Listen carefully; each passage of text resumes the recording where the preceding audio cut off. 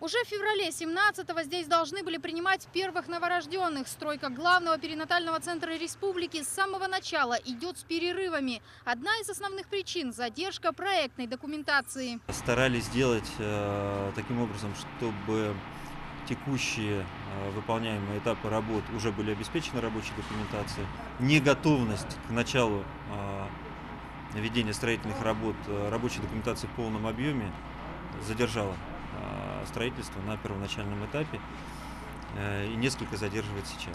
Представители субподрядчиков спорят с Гипроздравом порой до хрипоты. Присылаемые документы идут вразрез с реалиями стройки. Рабочие требуют постоянного присутствия на объекте группы проектировщиков, ведь конфликты возникают даже в вопросах снабжения материалами. Как они могли обсчитать количество кабелей, а потом, если не хватит, значит, надо заказывать. А если лишний, куда он его денет, этот кабель? Кому? И даже не обсуждается. Здесь должна быть проектная группа.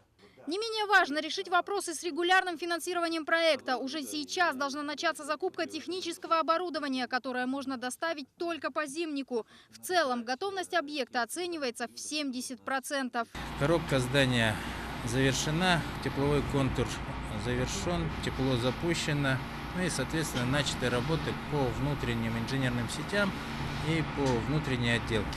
Общая стоимость проекта почти 3,5 миллиарда рублей. Треть всех денег – это медицинское оборудование. И здесь Якутия заняла принципиальную позицию. Несмотря на изменения курсов валют и повышение цен на технику, никаких замен производить не будут. Процедуры конкурса начаты. И срок поставки оборудования следующий год, февраль месяц. До конца февраля должно подойти оборудование. Монтаж оборудования идет от месяца до 1,5 месяцев.